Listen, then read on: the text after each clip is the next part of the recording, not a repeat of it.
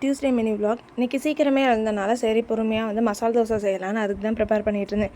மாமாவுக்கு என்னோடய மசால் தோசை ரொம்பவே பிடிக்கும். அதுக்கு அந்த தேங்காய் சட்னியோட காம்பினேஷன் வந்து வேறு லெவலில் இருக்கும்.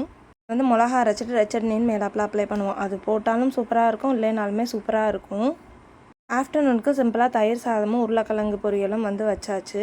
அப்புறம் பாகக்காய் மசாலா கொஞ்சம் வந்து வச்சு இன்றைக்கி லஞ்சு வந்து முடிச்சாச்சு மாம்பழத்தோட.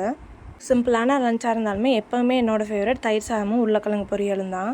கிழங்கு வந்து மார்க்கெட்லேருந்து வாங்கிட்டு வந்திருந்தேன். அதை வந்து அவிச்சிடலான்னு சொல்லிட்டு அதுதான் வேக வச்சுட்ருக்கேன் சாயந்தரம் ஸ்நாக்ஸுக்கு. துளசி வந்து நல்லா அந்த மாதிரி கிடைக்கிற சீசனில் அதை வந்து நல்லா காய வச்சுட்டு அரைச்சி பவுட்ராக பண்ணி வச்சுருவேன். சளி இருக்கப்பெல்லாம் வந்து அதை குடிச்சிக்குவேன். நேற்று கிச்சன் சிங்கில் வந்து தண்ணி போகாமலே இருந்தது நேற்று ஃபுல்லாக. அதுக்கு இந்த ட்ரைனர் போட்டால் போகும்னு சொன்னாங்க.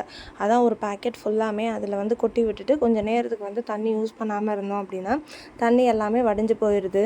என்னோடய vlogs பிடிச்சிது அப்படின்னா சேனலை மறக்காமல் சப்ஸ்கிரைப் பண்ணிக்கோங்க.